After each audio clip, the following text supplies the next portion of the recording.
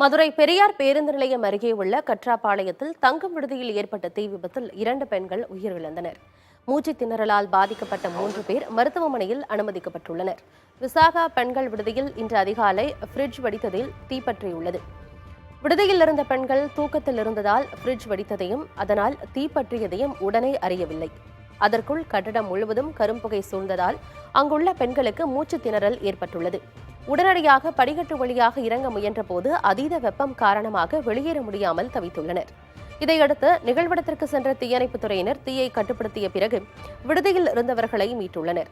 இருப்பினும் மூச்சுத் திணறல் ஏற்பட்டு ஆசிரியரான பரிமளா சௌந்தரி மற்றும் சரண்யா ஆகியோர் உயிரிழந்தனர். மூச்சுத் திணறலால் பாதிக்கப்பட்ட விடுதி காப்பாளர் புஷ்பா உட்பட 8 பேர் தனியார் மருத்துவமனையில் சிகிச்சைக்காக அனுமதிக்கப்பட்டுள்ளனர். புகைமூட்டம் மற்றும் வெப்பம் காரணமாக படிக்கட்டுகள் வழியாக வெளியேற முடியாமல் தவித்ததாக தீ விபத்தின் போது விடுதியில் இருந்த பெண்கள் தெரிவித்துள்ளனர். மேலும் மாதந்தோறும் 4000 ரூபாய் விடுதி கட்டணமாக வசூலிக்கும் நிலையில் எந்தவித அடிப்படை வசதியும் செய்து தரப்படவில்லை எனவும் குற்றம் சாட்டியுள்ளனர். 4:50க்கு ஃப்ரிட்ஜில் இருந்து ஃபயர் வருதுன்னு சொல்லி ஒரு அக்கா ரெஸ்ட் ரூம் போயிருந்தாங்க.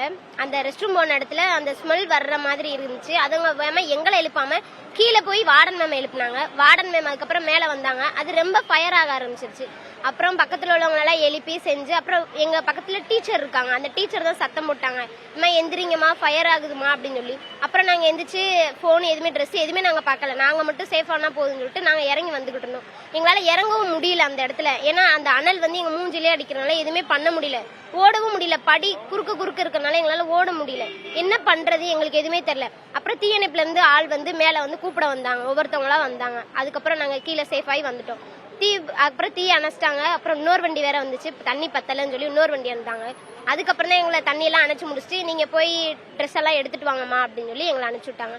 அதுக்கப்புறம் ட்ரெஸ் எடுத்துட்டு எங்களை இங்க வந்து சேஃபா கூப்பிட்டு வந்து விட்டாங்க. உள்ளுக்கு வந்து என்ன மாதிரியான அடிப்படை வசதி இல்லாம இருந்தது? பாத்ரூம் வசதி, தண்ணி வசதி, அந்த மாதிரி